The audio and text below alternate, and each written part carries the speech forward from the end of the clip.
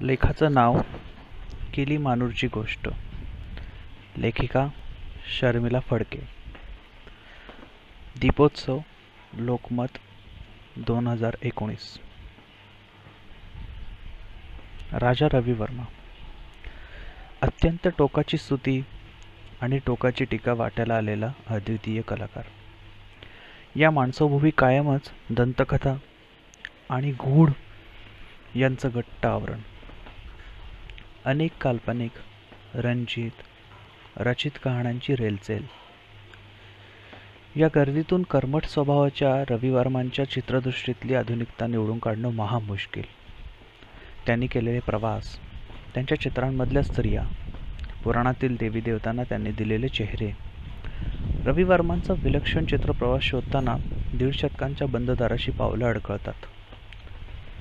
या अनुत्तरित रहस्यांची गाठ कुठे उकलेल? किलीमानूरला? होय, किलीमानूर हे रवी वर्मांचं मातृकुल. गर्द वनांनी लपेटलेला रवी वर्मांचा राजवाडा इथं अजून उभा आहे.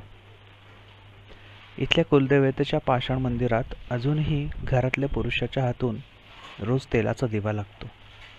यक्षीच्या वनात आजही पालावृक्षाच्या पायथ्याशी घरातली स्त्री ताज्या दहीभाताचा नैवेद्य ठेवते आणि उन्हात न्हालेल्या रवी वर्मांच्या चित्रशाळेत धूप दरवळतो.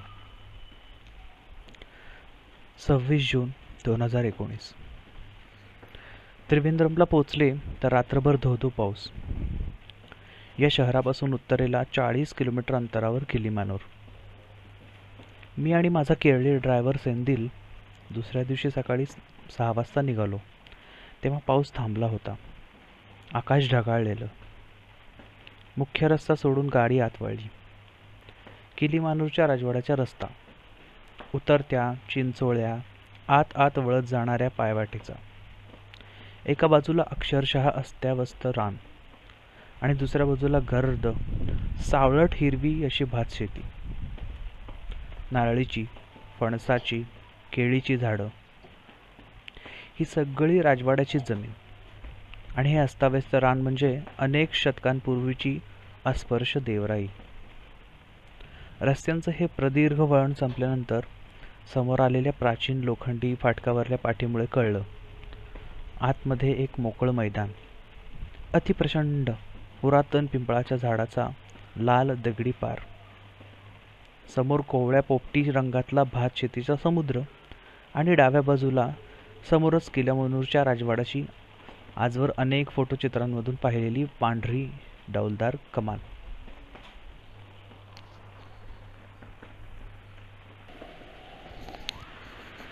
किलीमानूरचा राजवाडा सकाळी 10 वाजता उघडतो. मी 8:30लाच इथं पोहोचले. रवी वर्मांच्या 6व्या पिढीचे वंशज रामा वर्मा. त्यांच्याशी आधी संपर्क झालेला आहे. ते माझी वाट बघणार आहेत आज, पण भेटीची नक्की वेळ नाही ठरलेली. कमानीपर्यंत पोचणाऱ्या काळ्या भोर दगडी पायऱ्यांकडे जायला आम्ही वळणार. तोच झाडांमध्ये लपलेला बैठ्या घरातून लांब केसांच्या पांढरट काळ्या जटा, शुभ्र करवत काठी मुंडू, उघड्या अंगावर उपरणं, आडवे गंधाचे पट्टे, असा कोणत्या तरी गतशतकातून अवतरल्यासारखा दिसणारा एक उग्र चेहरा समोर आला आणि त्याने थेट सेंदिलला चकट टाकलं. त्यांचं मलयालम चालत असताना माझ्या पोटात हा खड्डा. पण सेंदिल म्हणाला, हा राजवाडा आहे 10 वाजता उघडतो. इतक्यात कसं सोडणार तुम्हाला आत? ते ठीक आहे असं म्हणत मी त्या माणसाला माझा येण्याचा इथला उद्देश सांगता सांगता रामा वर्मांच्या नावाचा उल्लेख करते. त्यासरशी तो माणूस गायब होतो आणि फोन घेऊनच येतो. म्हणतो, बोला. फोनवर रामा वर्मा सतत असतात. मृदू आवाजात म्हणतात, कामानातून आत या, पण माझी पूजा झाल्यावरच मी भेटू शकतो. तोवर बसा. मी खुशालते. उग्र चेहऱ्याचा तो माणूस तेवढ्यात निर्विकारपणे आमच्या हातावर लहान आकाराची खास केरळी लाल केळी ठेवतो. म्हणतो, हा प्रसाद घ्या. कमानीच्या आत एक वेगळंच जग.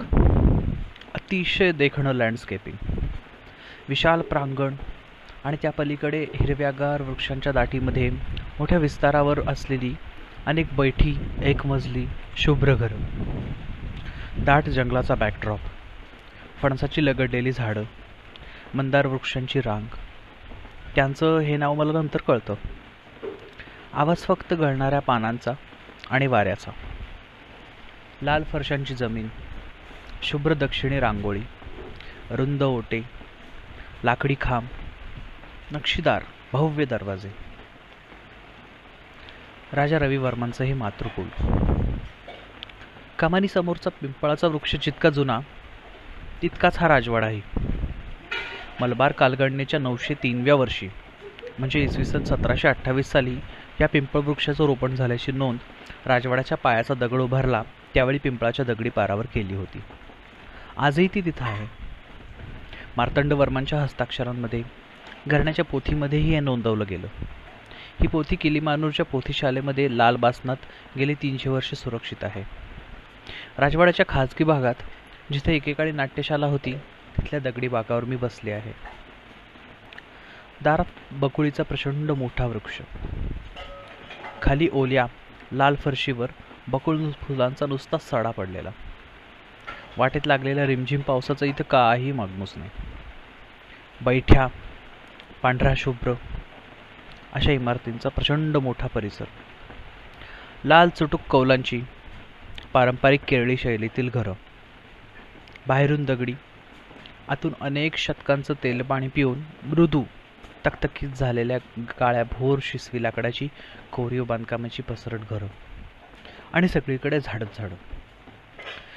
450 वर्षांच्या मूळ बांधकामात डागडुजी सोडली तर काहीच फेरफार नाहीत. 1740 साली डचांनी वायनाडवर हल्ला केला. त्यांच्या विरोधात किलीमानूरच्या मार्तंडवर्मा आणि धर्मावर्मा यांनी कडवा लढा देऊन डचांचा पराभव केला. या विजयाबद्दल 1753 साली त्रावणकोरचे महाराज मार्तंडवर्मांनी किलीमानूर संस्थानाला स्वायत्तता दिली. याच घराण्यातील वेलू तंपी दालावा यांनी ब्रिटिशांच्या विरोधात राजवाड्यामध्ये अनेक गुप्त सभा घेतल्याच्या नोंदी आहेत. ब्रिटिशांविरुद्धच्या लढ्यात ते दारात पडले. ती ही जागा इतकी पुरातन पण आजही नांदती. या वास्तूने अनेक शौर्यकथा, दंतकथा, पुराणकथा यांना जन्म दिला. या समृद्ध घराण्याचा मूळ पुरुष कोईल तंपुरन या मार्तंडवर्मांच्या घराण्यात 171 वर्षापूर्वी जन्माला आला आणि त्याच्या मुलाचं नाव राजा रविवर्मा. राजा रविवर्मांनंतर 6व्या पिढीतले रामावर्मा तंपुरन. अतिशय नम्र, मृदू स्वभाव, शास्त्रीय आणि सुगम संगीतज्ञ. त्यांची पूजा आटोपीन येतात आणि मऊ हसून स्वागत करतात. म्हणतात, या मी उठते. रविवर्माच्या आयुष्याच्या रंगरेषांमधून फिरून यायचं होतं. दारं उघडतात. दालनांमधून आत पायवाटा, विहिरी, अंगणाचे चौकोन ओलांडत आम्ही जात राहतो. आंबे, फणस लगडलेले वृक्ष, थंडगार वारा, पानांचा, पक्ष्यांचा आवाज, शेवाळांनी भरलेल्या लहानशा पायवाटा. दालन कुठे संपतं आणि रान कुठे सुरू होतं कळतही नाही. औषध वनस्पतींचं वेगळं रान, मंदार वृक्षांची रांग, वरून उघडा गाभारा असलेलं शिवमंदिर, पावसाचा थेट अभिषेक, खोल अंधार असलेलं नागमंदिर. रविवर्मा रोज या मंदिरात दर्शनाला येत. मी तिथे गळलेली काही पानं उचलून घेते. राजवाड्याचा हा सर्वात जुना भाग. पायवाटांचं जाळं, अस्ताव्यस्त वाढलेल्या झाडांच्या वेलींच्या जाळ्या. फार पाऊस सुरू झालेला नव्हता तरीही इतकं दाट आणि हिरवं रान, पानांचा खच, फुलांचा सडा. दर काही पावलांवर विहीर आणि रहाट, खोल डोहांसारख्या विहिरी. सगळ्यातलं पाणी अजूनही वापरात आहे, अगदी पिण्याकरताही. केरळी वास्तुशैलीमध्ये चौकांमध्ये आणि मुदपाख्यानात सगळीकडे अंतर्गत विहिरी असतात. सोहळ्याची शिस्त कडक असल्याने उतरंडीनुसार वेगवेगळ्या विहिरी.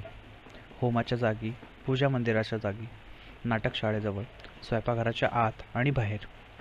अशा विहिरी पाहून मला गंमत वाटते. रामावर्मा सांगतात, 300 वर्षाहून जुन्या 35 विहिरी आहेत. प्रत्येकीचं पाणी अतिशय शुद्ध, चवदार आहे, कारण पाण्यात शाळीग्राम आहेत. शिवाय 2 तलाव आहेत. चालत चालत आम्ही एका घरापाशी येतो. पळय मलिका. इथं रविवर्मा राहायचे. पळय म्हणजे जुनं.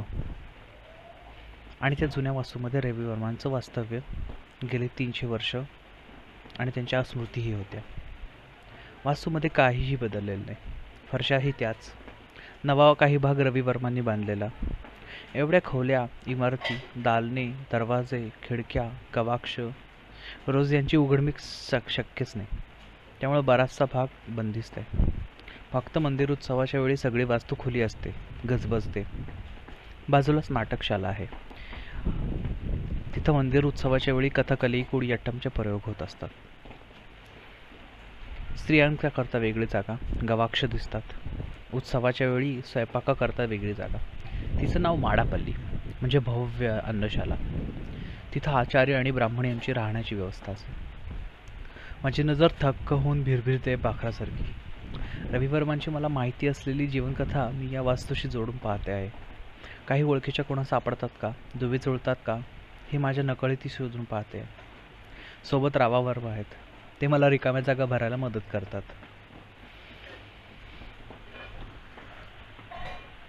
रविवर्मांचा जन्म जिथे झाला तो भाग जवळपास 400 वर्षांपूर्वी बांधलेल्या इमारतीच्या अंतपुरातला.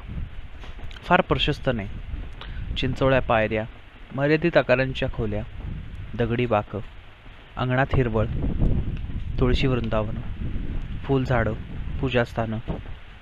एकेकाळी घरातल्या स्त्रिया मुलांच्या वावरानं, आवाजानं गजबजलेला असणारा भाग. एकूण भावंडांपैकी रविवर्मा थोरला, नंतर गोदेवर्मा, मग राजावर्मा, बहीण मंगलाबाई. रविवर्मा आणि राजावर्मा यांच्या वयात 12 वर्षांचं अंतर. कुटुंबात 200च्या वर माणसं. कौटुंबिक आणि सामाजिक वातावरण कर्मठ, रीतिरिवाजांनी बद्ध. रविवर्मा लहानपणी ज्या भिंतीवर कोळशानं चित्र चितारत, त्या भिंती बसलेला भाग रामावर्मा मला दाखवतात. याच भिंतीवर चितारलेली चित्र पाहून मोठ्या काकांना, खेरला वर्मांना आपल्या पुतण्याच्या हातातल्या दैवदत्त कलेची जाणीव झाली. मंदिराच्या आणि राजवाड्याच्या भिंतीवर काच, हस्तिदंत, अभ्रक यांवर चित्र काढण्याची प्राचीन परंपरा केरळात आहे. किलीमानूरमध्येही ती होतीच. पण बाकी देशभरातील कलाक्षेत्रात काय चाललंय याचा गंध या प्रांताला नव्हता. मुघल, राजपूत चित्रशैली, लघुचित्र परंपरा इथं कधीच रुजली नाही. त्यामुळेच मात्र अजिंठा आणि सित्ताना वासल येथील हजारो वर्षांची प्राचीन भित्तिचित्रांची परंपरा इथल्या मट्टनचेरी, येथून मानूर, पद्मनाभ स्वामी मंदिर इथल्या भिंतींवर जशीच्या तशी चालू राहील. पुढे तंजावरच्या मराठा दरबारातून त्रावणकोरला आलेल्या कलाकारांनी आपल्यासोबत कॅनव्हास आणला आणि आधुनिक कलेचं वारं हलक्यानं का होईना त्रावणकोरमध्ये वाहू लागलं. मदुरैचे रामास्वामी नाईकेर हे पाश्चात्य सल्लींची ओळख असणारे पोर्ट्रेट पेंटिंग घेऊन दरबारात दाखल झाले. त्यांनी तैलरंग सोबत आणले, मात्र त्याचं तंत्र एखाद्या रहस्यासारखं गुपित राखलं. रविवर्मांचे काका राजावर्मा यांचं त्रावणकोरच्या दरबारात येणं जाणं होतं. संकरित तंजाऊर शैलीत ते प्रवीण होते. किलीमानूरच्या राजवाड्यात भिंतीवर कोळशानं चित्र काढणाऱ्या लहानग्या रविवर्माच्या हातातलं दैवदत्त कौशल्य केरला राजावर्मांनी हेरलं होतं. आपल्याकडचं शक्य ते सगळं चित्रकलेचं ज्ञान त्याने आपल्या पुतण्याला दिलं, पण त्याची विलक्षण बुद्धिमत्ता, शिकण्याची आस त्याहून मोठी होती. त्यामुळे मग काकांच्या आग्रहावरून वयाच्या 13व्या वर्षी पहिल्यांदा हा मुलगा किलीमानूरहून त्रावणकोरला गेला चित्रकला शिकायला. त्रावणकोरचा राजवाडा प्राचीन श्री पद्मनाभ स्वामी मंदिराच्या आवारात आहे. कोवळ्या रविवर्मांवर राजाची मर्जी लगेचच बसली. रंग सावळा नसता तर तरुण केव्हाच त्रावणकोर संस्थांचा जावई झाला असता. तसं झालं नाही हे सुदैवच. जावई म्हणून स्वीकार झाला नसला तरी रविवर्मा त्रावणकोरच्या राजवाड्यातच राहिला. तिथल्या शिल्पकलांचा, जमलं तर तैलरंगांचाही अभ्यास करायला लागला. मग दरबारी चित्रकार रामस्वामी नायकेरनं या तरुणाला तैलरंगाचं तंत्र शिकवायला मात्र साफ नकार दिला. त्रावणकोरच्या वास्तव्यात राजवाड्याच्या आवारातच असलेल्या श्री पद्मनाभ स्वामी मंदिरात चितारल्या जाणाऱ्या भित्तिचित्रांचा फार मोठा प्रभाव रविवर्मांवर पडला. दिवसाचे अनेक तास ती भित्तिचित्र निरखण्यात आणि गिरवण्यात व्यतीत होत. राजवाड्यातले समारंभ, दरबारातल्या घटना, स्त्रियांचे दागदागिने, पोशाख, मिरवणुका, विवाह समारंभ सगळं त्यानं अनुभवलं आणि मनात उतरवलं. युरोपियन, विशेषतः इटालियन चित्रांचे अल्बम तिथं होते. ही एक नवीन अद्भुत दुनिया रविवर्मासमोर खुली झाली. पुढे जवळच्याच मावेली केर संस्थानातील राणी लक्ष्मी अंबा यांच्याशी रवी वर्माचा विवाह 18व्या वर्षी झाला. विवाहानंतर वधूच्या घरी जाण्याचा रिवाज मोडून त्रावणकोरला तो परत आला, कारण कला शिक्षण अजूनही अपुरं होतं.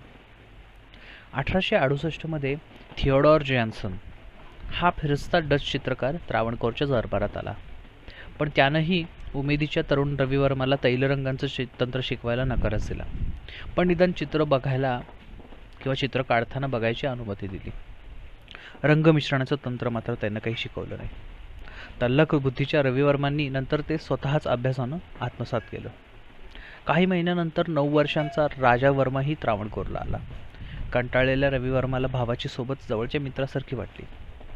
एरवी किलीमानूरच्या पारंपरिक वातावरणात जिथे थोरल्या भावाला वडिलांचा मान होता, जवळच्या नात्यांमध्ये औपचारिक अंतर होतं, तिथं या 2 भावांमध्ये जवळीक होणं शक्य नव्हतं. पण त्रावणकोरच्या मुक्कामात ते दोघे मित्र झाले. रवी वर्माला फक्त चित्रकलेत रस होता, मात्र राजा वर्माला पुस्तकं वाचायची, इंग्रजी शिकायची गोडी लागली. साहजिकच दोघा भावांनी आपापसात परस्पर साहचर्याचा मैत्री करार केला. रवी वर्मानं भावाला चित्रकलेचे धडे दिले आणि राजा वर्मानं त्याला इंग्रजीचे. एका नात्याच्या पलीकडची ही मैत्रीची सुरुवात, जी पुढे अधिकाधिक दाट होत गेली. रवी वर्माला सोडून राजा वर्मा फारसा कधी राहिलाच नाही. हळूहळू रवी वर्माची कीर्ती वाढू लागली. 1878 नंतर त्याने चित्र काढण्याकरता भारतभर दौरे सुरू केले, तेव्हा राजा वर्मा सोबत म्हणून गेला. त्यानंतर पोर्ट्रेट काढण्याकरता संस्थानामधून येणारी आमंत्रणं वाढत गेली. रवी वर्माची कीर्ती आसमंतात पसरत गेली आणि या दोघा भावांचे प्रदीर्घ प्रवास सुरू झाले. रवी वर्मा हा भारतातला पहिला प्रवासी चित्रकार. चित्र काढण्याकरता लांबवर प्रवास करून देश खंड पालथे घालणारे अनेक असे डच, चीनी, इंग्रज चित्रकार खास चित्रकलेकरता 14व्या शतकापासून भारतात येत होते. मात्र भारतात ही परंपरा सुरू केली रवी वर्मांनी. कमिशन्ड पोर्ट्रेट्स काढण्याकरता भारतभरातल्या संस्थानांकडून बोलवणे येत. त्याकरिता रवी वर्मांनी भरपूर सतत प्रवास केला. हा प्रवास करताना स्वतः करतानाही अनेक चित्र आणि रेखाटनं केली. सगळ्यात महत्त्वाची गोष्ट म्हणजे जी भारतीच्या दृष्टीने दुर्मिळ आहे, ती म्हणजे रवी वर्माच्या या प्रवासाचं प्रॉपर डॉक्युमेंटेशन झालं. त्याचं श्रेय आहे राजा वर्मानं या काळात लिहिलेल्या रोजनिशीला. 100 वर्षांपूर्वीच्या त्या काळात नवलाईचा असलेला रेल्वे प्रवास, तोही दीर्घ पल्ल्याचा आणि सातत्यानं केलेला, निश्चितच सोपा नव्हता. प्रवासातल्या असुविधा, दगदग, अस्वच्छता यांचे उल्लेख राजा वर्मा काही वेळा करतात. या प्रवासात दोघा भावांच्या तब्येतीची मोठी हेळसांड झाली. त्याचे परिणाम पुढील काळामध्ये दिसून आले. प्रवासाच्या दगदगीमुळे दोघांना सतत आजारपणाला तोंड द्यावं लागेल. मुळातच दोघांची प्रकृती कृश. आमची वजनं 125 पाऊंड म्हणजे 57 किलोग्राम असल्याचा उल्लेख एका ठिकाणी राजा वर्मा करतात. प्रवासात आम्हाला थंडी सहन होत नाही, म्हणून गरजेपेक्षा जास्त लोकरीच्या कपड्यांमध्ये आम्ही स्वतःला गुंडाळून नसतो, असंही त्यांनी लिहिलेलं आहे. एप्रिल 1895 5 महिन्यांचा विविध रंगी पण दगदगीचा प्रवास पूर्ण करत असताना ते लिहितात, ह्या प्रवासात आम्ही 4 मोठी संस्थानं, उत्तर भारतातील काही महत्त्वाची मनोवेधक शहरं आणि दार्जिलिंग हे देखणं थंड हवेचं ठिकाण पाहिलं. आम्ही रस्त्याने 125 मैलांचा, रेल्वेने 7000 मैलांचा आणि पाण्यावरचा 200 मैलांचा प्रवास केला. एकूण 7325 मैलांचा हा प्रवास होता. बापरे. पुदुकोट्टई, बडोदा, म्हैसूर, उदयपूर, हैदराबाद, मथुरा, आग्रा, ग्वालेर, दिल्ली, कानपूर, अयोध्या या शहरांना या दोघा भावांनी एकाहून जास्त वेळी भेटी दिल्या. मुंबई, मद्रास इथं दीर्घ वास्तव्य केलं.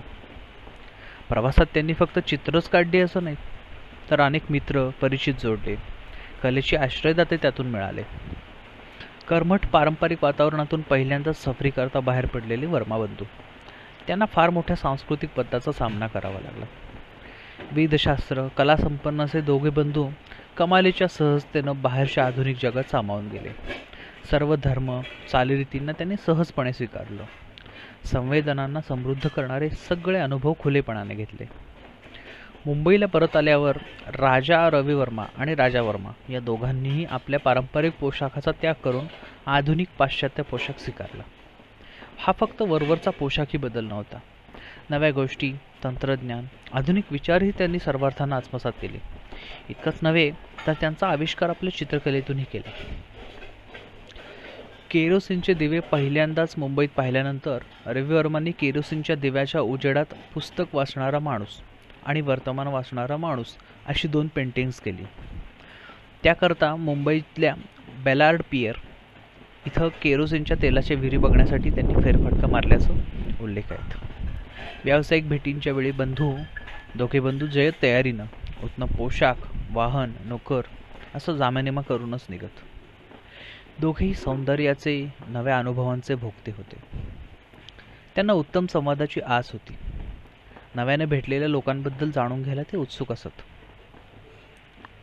शास्त्रीय संगीत, नृत्य, नाटक यांचा ते आस्वाद घेत. या संगीत प्रेमातूनच 1899 मध्ये रविवर्मांचा गान सरस्वती अंजनीबाई मालपेकरांशी मुंबईत परिचय झाला.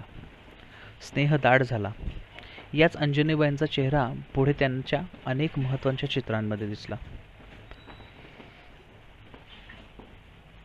ब्रिटिश अंमलाखालील भारतामध्ये आधुनिकतेचे वारे वाहत होते. सामाजिक सुधारणा होत होत्या. दोघांनीही आपल्या वैयक्तिक आणि व्यावसायिक व्यवहारांमध्ये पारंपरिकता आणि आधुनिकता यांची सांगड सहजतेनं घातली. नव्या प्रयोगांना दूर सारणारी कलेतील कर्मठता त्यांच्यात नव्हती. लोकप्रिय होऊ लागलेल्या छायाचित्रण कलेचं महत्त्व, फायदा आणि छपाई माध्यमातलं त्याचं अपरिहार्य स्थान त्यांना लगेच उमगलं. म्हणून रविवर्मांनी आपल्या पोर्ट्रेट पेंटिंगमध्ये फोटोग्राफीचा चपखल वापर करून घेतला. मॉडेल बसण्याची, उभं राहण्याची ढब, कपडे, दागिने, त्याचबरोबर पार्श्वभूमिकाच्या चित्रणातलं नैसर्गिक सौंदर्य, विशेष देखणेपण हे सगळं त्यांच्या चित्रात उतरण्याच्या या रविवर्मांच्या खास वैशिष्ट्याला छायाचित्रण कलेच्या अचूक वापराची मौल्यवान जोड मिळाली. दोन्ही भावांचा स्वभाव आणि आवडीनिवडी हे एकमेकांपेक्षा वेगळं होतं. रविवर्मा कर्मठदाव वातावरणात वाढलेले, संस्कृत आणि मलयालम भाषेमध्ये पारंगत. राजा रविवर्मांना वाचनाची, इंग्रजी भाषेची गोडी. हिंदू परंपरांचा ते आदर करीत असत. मात्र त्यांच्यात रविवर्माप्रमाणे रीतिरिवाजांचा कर्मठपणा नव्हता. रविवर्मांचा स्वभाव बहिर्मुख, मित्रपरिवार सहजतेनं जोडणारा, लोकांमध्ये मिसळण्याची, समारंभ पार्ट्यांना जाण्याची त्यांना आवड होती. राजा वर्मा बरेचसे एकलकोंडे, संकोची, अबोल, अंतर्मुख स्वभावाचे. मात्र त्यांना माणसांच्या स्वभावाची चांगली पारख होती. धार्मिक रविवर्मांचा अध्यात्म याच्याकडे कल झोकणारा. राजा रविवर्मा तर्कशुद्ध, प्रॅक्टिकल. पण महत्त्वाचं होतं दोघांमधलं कलेवरचं समान प्रेम. त्या बाबतीतल्या त्यांच्या आवडीनिवडी अगदी समान होत्या. दोघे भाऊ उन्हाळा आणि हिवाळा या मोसमांमध्ये मुंबईत राहत आणि पुन्हा केरळला परत. पहाटे उठून स्नान पूजा केल्यानंतर त्यांचा मुंबईतला दिवस सुरू होई. अख्खा दिवस कामात व्यग्र असे. दुपारची वामकुक्षी आणि संध्याकाळचा समुद्रावरचा फेरफटका या गोष्टींकरता खास वेळ राखून ठेवलेला असे. दिवसाचा कामाचा वेळ व्यावसायिक पोर्ट्रेट पेंटिंग्स जे त्यांना ठराविक वेळेत करून द्यावे लागत त्याकरता आणि आपल्या आवडीच्या पेंटिंग करता असा 2 सत्रांमध्ये विभागलेला असे. ही चित्र नंतर मुंबई, शिमला, मद्रास, कलकत्ता इथल्या आर्ट सोसायट्यांमध्ये परदेशातल्या विविध स्पर्धांना, प्रदर्शनांना पाठवली जातात. त्यांचे तपशील, नावं, वर्णनं यांची यादी लिहिणं, पेंटिंगचे पॅकिंग, पाठवण्याची जबाबदारी, आवश्यक पत्रव्यवहार हे सर्व राजा वर्मा कुशलतेनं आणि जबाबदारीनं पार पाडत. मुंबईत असताना रविवर्मांकरता न्यूड फोटोग्राफ्स असलेली युरोपियन मॉडेल बुक्स मिळवण्याकरता राजा वर्मांचे प्रयत्न चालू असत. अशाच एका मॉडेल बुकवरून पुढील काळामध्ये रविवर्मांवर खटला भरला गेला. त्याची सविस्तर माहिती राजा वर्मांनी लिहिलेली आहे. गिरगावातले अनंत शिवराम देसाई हे रविवर्मा प्रेसमधल्या प्रिंट्सचे वितरक होते. त्यांच्याकडे राजा वर्मा अनेकदा खेपा घालत. अर्धनग्न युरोपियन स्त्रियांची बेस्ट सेलिंग जर्मन प्रिंट्स स्वस्तात मिळवण्याकरता ते प्रयत्नशील असत. या छायाचित्रांचा वापर करतच रवी वर्मा आपली पौराणिक पेंटिंग्स, ज्यात मोहिनी, सुंदरी ह्या भारतीय पुराणांमधल्या स्त्रिया अर्धनग्न रूपात त्यांनी दाखवल्या आहेत, ती रंगवत. हे एकंदरीत फारच मजेशीर आहे. जास्तीत जास्त जनप्रियता मिळवण्याची रवी वर्माची इच्छा आणि त्याकरता ते जाणीवपूर्वक करत असलेले प्रयत्न आजच्या काळाशी सुसंगत वाटतात. रवी वर्माच्या अद्भुत कॅनव्हासवरली पार्श्वभूमी राजा वर्माच्या कसबी निसर्ग चित्रणानं सजली आहे. दमयंतीच्या चेहऱ्याभोवती तलावाच्या पाण्यावर पसरलेला जादुई चंद्रप्रकाश, शकुंतला जिथं पत्रलेखन करते ती निसर्गरम्य वाटिका, अशोकवनातल्या सीतेच्या भोवतालची गर्द वृक्षराजी, तळव्यात घुसलेला काटा अलगद हातानं काढणाऱ्या नायिकेच्या मागे झेपावलेल्या लतावेली, सज्जात विचारमग्न मुद्रेनं बसलेल्या दमयंतीच्या माथ्यावरची ढगाळलेल्या आकाशातली चंद्रकोर, वृक्षाला बांधलेल्या झुलावर झुलणाऱ्या मोहिनी मागचा डोंगराळ आसमंत, सूर्यास्ताचे विलोभनीय रंग, सूर्योदयाचा कोवळा तो सोनेरी प्रकाश, हे सगळं रंगवलेलं आहे ते राजा वर्मांनी.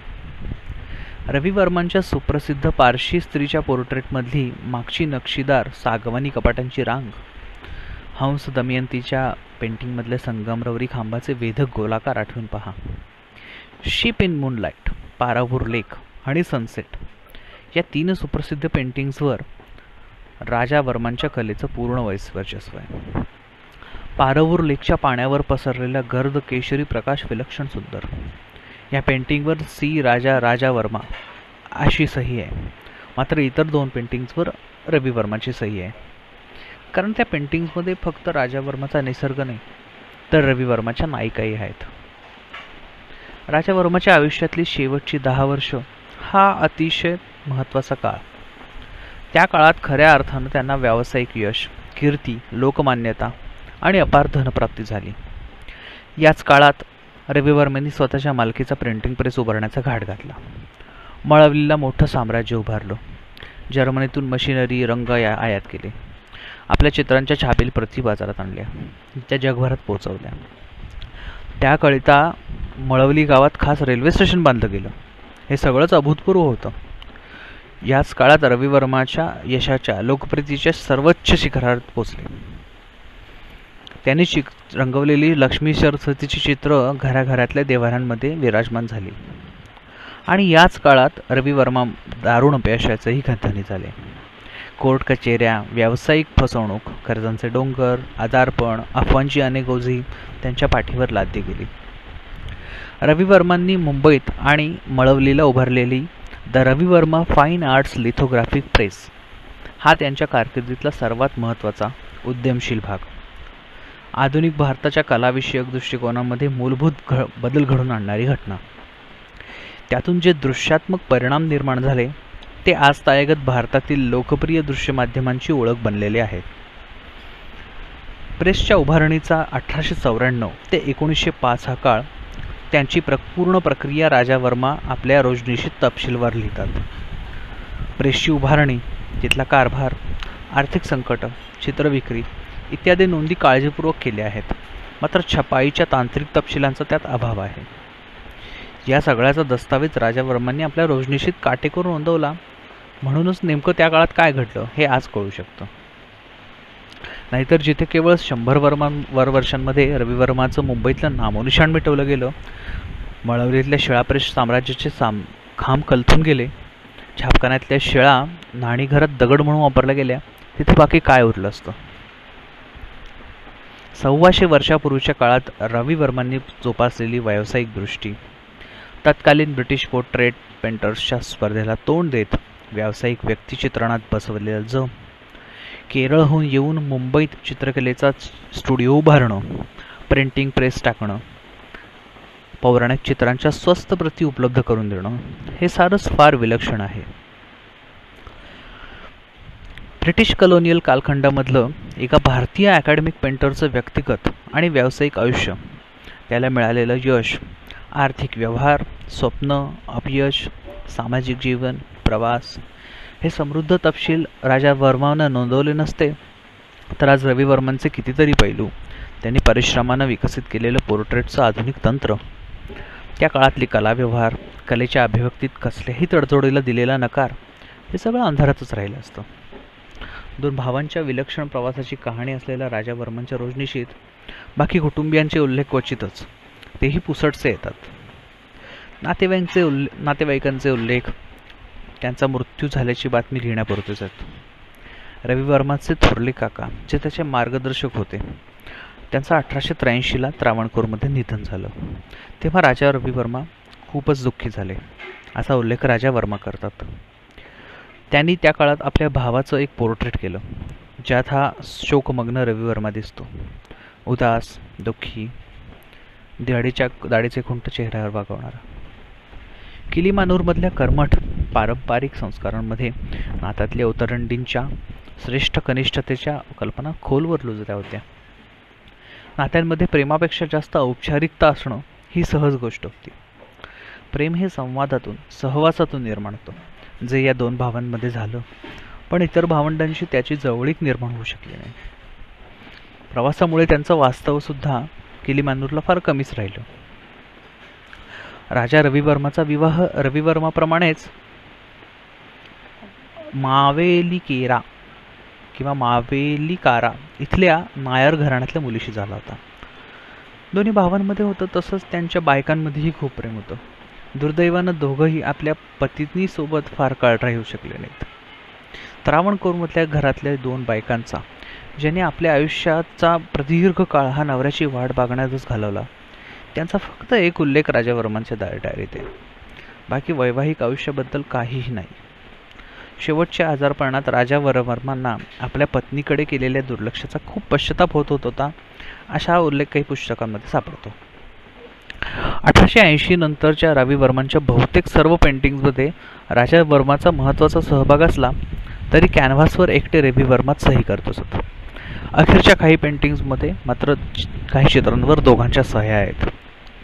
रवी वर्मांची पेंटिंग्स आपल्याकडे असणं हे संस्थानिक, धनवान अशा व्यक्तींच्या प्रतिष्ठेचं प्रतीक बनल्यानं त्यांच्या सहीला महत्त्व होतं. त्या सहीच्या जोरावर दोघा बंधूंना लोकप्रियतेसोबत भरपूर धन, प्रतिष्ठा प्राप्त होत होती. त्यामुळे ही परस्पर संमतीने केलेली व्यावसायिक तडजोड असू शकते. 27 वर्ष दोघांनी एकत्रित काम केलं. भावाचे आर्थिक व्यवहार राजा वर्मांनी सांभाळले. 16 मार्च 1903 याच्या नोंदीत राजा वर्मा लिहितात, नॅशनल बँकेकडून आज करन्सी नोटांचा पहिला हप्ता मिळाला. त्यातून भावाची कर्ज चुकवायची आहेत. सुदैवानं ती रक्कम 8,000वरून आता 4-5,000 पर्यंत कमी झालेली आहे. भावानं त्याच्या पेंटिंग्सवर मिळालेल्या पैशांची बचत जर वेळीच केली असती तर आज तो सर्वात श्रीमंत माणूस बनला असता. रवी वर्मांचा छापखाना अखेरीला 1903 साली 25,000 रुपयांना विकला गेला आणि सर्व कर्ज फेडली गेली. त्यावेळी राजा रवी वर्मांच्या नावावर 12,000 ठेवीत गुंतवले होते. ही शेवटची व्यावहारिक नोंद. दोन्ही भावांच्या या सुंदर साहचर्याचा अखेर शेवट झाला. बंगलोर येथे आतड्यावर झालेल्या शस्त्रक्रियेनंतर 4 जानेवारी 1905 रोजी राजा वर्मांचं देहावसन झालं. त्यांच्या मागे त्यांनी आयुष्यभर जिच्याकडे केवळ दुर्लक्षच केलं ती त्यांची 45 वर्षांची अपत्यहीन पत्नी जानकी अम्मा होती. तिनं त्यानंतर केरळचे प्रसिद्ध साहित्यिक C.V. रामन पिल्लई यांच्याशी पुनर्विवाह केला. आयुष्यभर ज्यानं सावलीसारखी सोबत केली त्या धाकट्या भावाच्या मृत्यूचा रवी वर्मांना फारच मोठा धक्का बसला. त्यातून ते सावरूच शकले नाहीत. आयुष्यात प्रथमच खऱ्या अर्थाने एकाकी पडलेला हा अजोड चित्रकार भावामागे जेमतेम एखाद वर्षच जगला.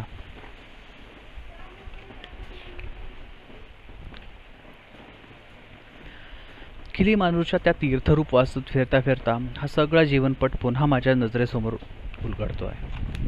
क्षणभर काहीसं सुचेनासंच झालं. बोलावंसही वाटत नाही. एक विचित्र उदासीचं मळप दाटलं.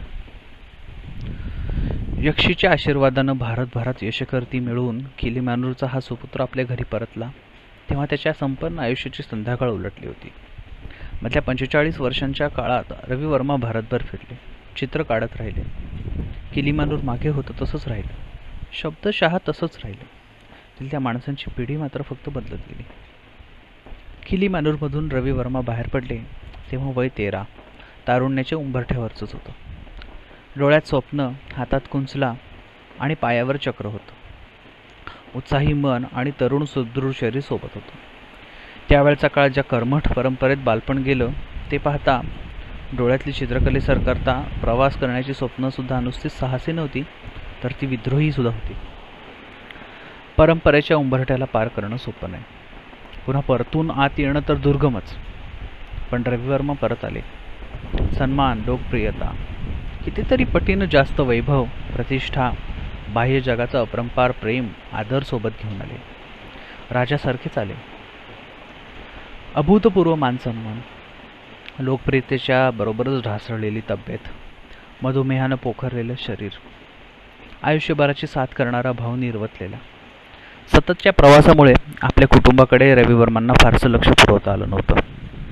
किलीमानूरच्या राजवाड्यातली अनेक नाती दुरावलेली, कायमची हरपलेली होती. आयुष्यभरात त्यांच्या परतण्याची वाट बघत असलेली पत्नी आता नव्हती. रवी एकटेपणा खायला उठत होता. रवी वर्मा अबोल झाले होते. घराभोवतालच्या वनात हिंडत, एकटेच बसून राहत. भावाच्या मृत्यूनंतर ते खचले होते. तरीही रावणकोर महाराजांच्या विनंतीवरून नव्या उमेदीनं त्यांनी काही चित्र काढली. त्यांचा दुसरा मुलगा रावमरवाम आता त्यांना चित्रामध्ये मदत करी. या एकाकी दिवसात रवी वर्मांना एकच दिलासा होता. त्यांची नात सेतू लक्ष्मीबाई. तिला ते आपल्या प्रवासाच्या गोष्टी सांगत बसत. त्या रिकाम्या काळात रवी वर्मांनी एक नवीन इमारत बांधायला घेतली. तिचं नाव पुदेन मलिका. पुदू म्हणजे नवीन, तर त्या प्रकारची ती मलिका म्हणजे इमारत. किलीमानूरला परतल्यावर त्रिवेंद्रम इथल्या आपल्या आर्किटेक्ट मित्राच्या मदतीने रवी वर्मांनी या इमारतीचा आराखडा तयार केला होता. त्यांना स्टुडिओ वाढवायचा होता. एका वेगळ्या इमारतीत हलवायचा होता. तिथं स्वतःच्या आणि भावाच्या चित्रांची गॅलरी तयार करायची होती. आपल्या 60व्या वाढदिवसाला तिचं उद्घाटन व्हावं अशी त्यांची योजना होती. हा वाढदिवस विशेष असणार होता, कारण त्यानंतर संन्यास घ्यायचं त्यांच्या मनात होतं. षष्टब्दीचा मोठा समारंभ करण्याचं घाटत होतं. सगळे पूर्वपरिचित, नातेवाईक, भारतभरातले मित्र, औंधचे बाळासाहेब पंतप्रतिनिधी, बडोद्याचे सयाजीराव गायकवाड, उदयपूर, मैसूरचे संस्थानिक, मुंबईतले धनिक, नाट्यकलावंत, अधिकारी, सगळ्यांना खास आमंत्रण धाडण्याची तयारी सुरू होती. राजवाडा पाहुण्यांनी ओसंडून जाणार यात शंका नव्हती. 1906 सेतू लक्ष्मीबाई लग्न होऊन सासरी गेली आणि रवी वर्मा अधिकच एकाकी झाले. सप्टेंबर महिन्याच्या शेवटच्या आठवड्यात किलीमानूर राजवाड्याच्या कमानीबाहेर देशी विदेशी पर्यटक, फोटोग्राफर्स, वार्ताहर यांची गर्दीच जमली. रूटर्सचा तळ पडला. राजा रवी वर्माचा आजार बळावत चालल्याची बातमी पसरली. मुंबईहून जुन्या परिचयातले डॉक्टर भालचंद्र आणि डॉक्टर मथाई आले होते. ते त्यांच्या उच्छ्या पायथ्याला बसून होते. ऑक्टोबर 2, 1906 रोजी किलीमानूरच्या राजवाड्यात चित्रशाले शेजारच्या दालनात दर्भशय्येवर राजा वर्मांनी वयाच्या 58व्या वर्षी अखेरचा श्वास घेतला. 60वा वाढदिवस आलाच नाही. पुदेन मलिका आज तायागत बिनवापराची पडून राहिली. त्याला आता 113 वर्ष झाली.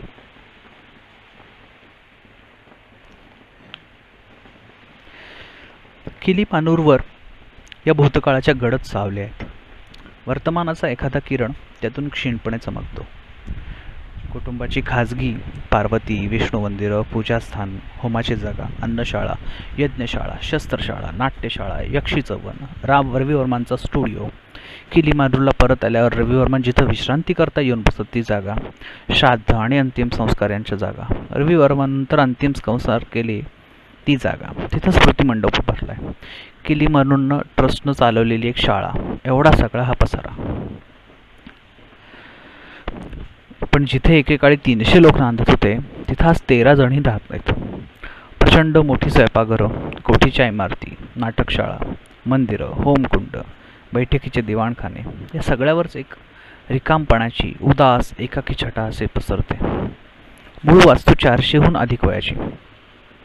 कालवर्षाचा हात फिरलेला इथं ठाई ठाई जाणवत राहतो.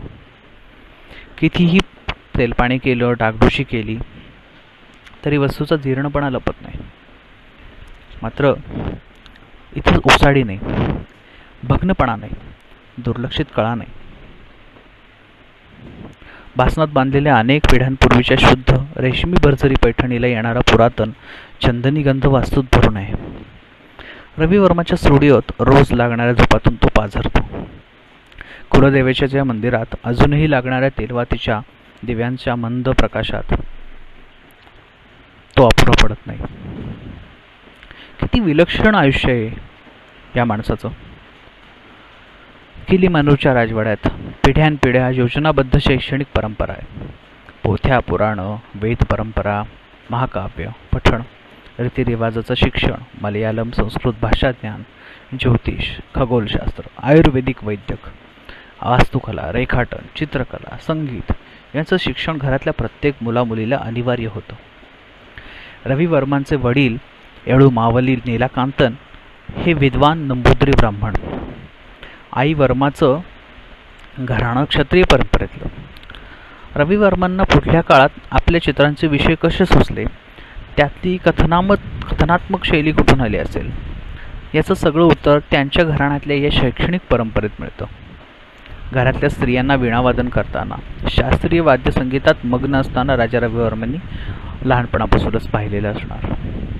त्यांच्या सरस्वती वीणावादन चित्रमालिकाचं बीज याच्यात होतं. घरातल्या स्त्रियांनी केसांमध्ये फुलांचे, मोगरा, जाईजुई यांचे हार गजरे माळणं अशा पाहिलेल्या रवी वर्मांच्या हातून केसात गजरा माळणारी न्यायर स्त्री रंगवली गेली हे अतिशय साहजिक. रवी वर्मा केवळ एक चित्रकार नव्हते. अनेक कलाविद्यांमध्ये, पुराणांमध्ये पारंगत असे विद्वान गृहस्थ होते, कवी होते. चित्र ते रंगांनीच नाही, शब्दांनीही काढत असत. उत्तम काव्य रचण्याची त्यांना ईश्वरदत्त देणगी होती. प्रवासात असताना त्यांनी अनेक काव्य रचली. त्यातले एक मानस यात्रा. नर्मदेच्या तीरावर तिच्या रुद्र गंभीर सौंदर्यानं चकित होऊन ते शांत उभे होते. नर्मदेचं विशाल पात्र, तिच्या तीरावरची आम्रवृक्षांची दाटी, चंपक फुलं, विविध पक्षी या सगळ्याचं वर्णन मानसी यात्रेमध्ये आहे. किलीमानूरच्या चित्रशाळेमध्ये त्याची हस्तलिखित प्रत त्यांनीच काढलेल्या सरस्वती देवीच्या चित्रासमोर ठेवली आहे. वयाच्या 13व्या वर्षी चित्रकलेतलं अधिक काहीतरी, वेगळं काहीतरी शिकायला रवी वर्मा किलीमानूरवरून बाहेर पडले. ही वेगळेपणाची, बाहेर पडायची इच्छा ठिणगी पडली. हेच मुळात त्यांचं वेगळेपण. त्यांचे चित्रविषय प्रामुख्याने भारतीय पुराणांमधलेच राहिले. या विषयांवर चित्र रचणारे कलाकार त्रिवेंद्रमलाही शेकडोनी होते, आजही आहेत. हजारो वर्षे पुराण्या श्री पद्मनाभ स्वामी मंदिरातील कित्येक शतक जुनी अनाम चित्रकारांनी चितारलेली म्युरल्स पाहताना ते विषय रवी वर्मांच्या चित्रविषयांपेक्षा, त्यातल्या कथनात्मकतेपेक्षा काहीच वेगळे वाटत नाहीत. यातलं कोणीही रवी वर्मा बनू शकलं असतं, पण तसं झालं नाही. रवी वर्मा एकद्वितीय ठरला. भारतीय पौराणिक चित्रविषयच त्यांनी निवडले, पण त्यांची चित्र चितारण्याची शैली पद्मनाभस्वामी मंदिरातल्या त्या शेकडो हजारो वर्षे पुराण्या शैलीपेक्षा आमूलाग्र वेगळी बनली. आधुनिक चित्रकलेच्या ढाच्यात रवी वर्मांनी ती बसवली. स्वकष्टानं, परिश्रमानं बाहेर पडून अजून काही नव्या शिकण्याच्या तीव्र आसेनं हा गृहस्थ अखंड पछाडलेला होता. ते पछाडले, पण दीर्घकाळ त्यांच्यासोबत होतं. अगदी रवी वर्मा हे नाव घरोघरी लोकप्रिय झाल्यानंतरही ते त्यांच्यात कायम होतं, उलट वाढलं होतं. त्यामुळे तर रवी वर्मा हे भारतात प्रिंटिंग प्रेस टाकणारे पहिले व्यावसायिक चित्रकार बनू शकले. आपल्यातल्या कलेला व्यावसायिकतेच्या उद्योजकतेच्या शिखरावर पोहोचू शकले. एवढी कीर्ती मिळूनही रवी वर्मा कायम आपल्या मुळांशी घट्ट जोडलेले राहिले. दरवर्षी किलीमानूरच्या राजवाड्यात होणाऱ्या मंदिर उत्सवाकरता ते न चुकता कुठेही असले तरी घरी येत, काही दिवस राहत आणि पुन्हा परत जात. या उत्सवाच्या काळात ते खास एक चित्र रंगवत असत. अशा एका वर्षी आपले काका केरला वर्मांच्या आग्रहाखातर त्यांनी जटायू वधाचं चित्र रंगवलं. पण आता किलीमानूरच्या राजवाड्यात त्यातलं एकही ओरिजिनल चित्र नाही.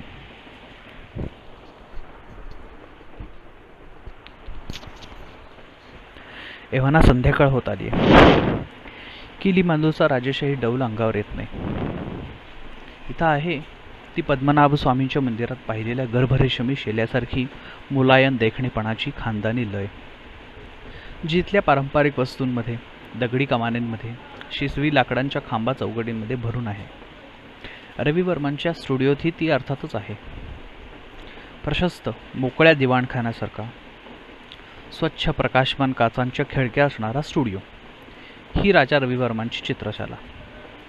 कमानीनंतरच्या मुख्य प्रांगणातल्या धीरवळीवरून एक दगडी पायवाट थेट स्टुडिओच्या पायऱ्यांपर्यंत जाते. दक्षिणोत्तर दिशांना काचेची प्रशस्त तावदानं, काचांच्या दुधी आवरणातून गाळून येणारा स्वच्छ मुलायम उजेड. उत्तरेकडच्या खिडकीखाली मांडलेलं एळलं, त्यावर कॅनव्हासच्या जागी रवी वर्मांचं पोर्ट्रेट आहे.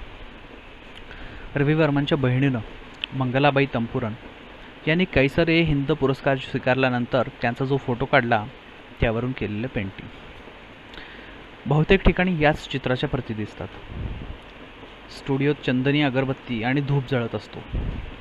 बाजूच्या लाकडी चौपाईवर ठेवलेलं होतं रंगांचं पॅलेट.